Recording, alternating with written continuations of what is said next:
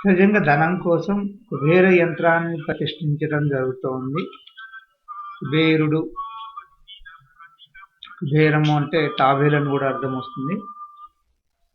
So తాబేల్ని కొంతమంది ఏం చేస్తున్నారు, ఇంట్లో తెచ్చుకొని ఈ మధ్యకాలంలో తాబేల్ని నీళ్ళ కుండీలో జాడీలో వేసి పెంచుతున్నారు.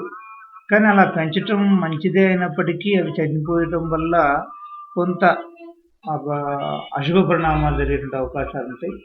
దానికన్నా మంచిది ఏంటంటే తాబేటి విగ్రహం రాగితో కానివ్వండి, ఆ తర్వాత ఇత్తడితో కానివ్వండి చేసినటువంటి, లేదా మట్టితో చేసినటువంటి తాబేటి బొమ్మలు కానీ ఈ రోజుల్లో అమ్ముతున్నారు షాపులలో.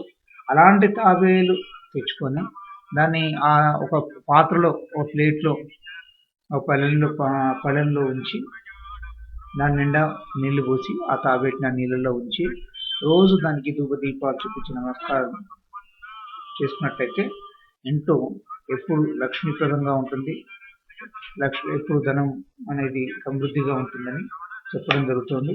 నిజంగా మార్కెట్లో ఈ విధమైనటువంటి తాబేటిని అమ్ముతున్నారు. అలాంటి వాటిని తెచ్చుకొని మీ ఇంట్లో పూజా గదిలో ఉంచేసి వాటిని పూజ చేసుకున్నట్లయితే లక్ష్మీప్రదంగా ఉంటుంది.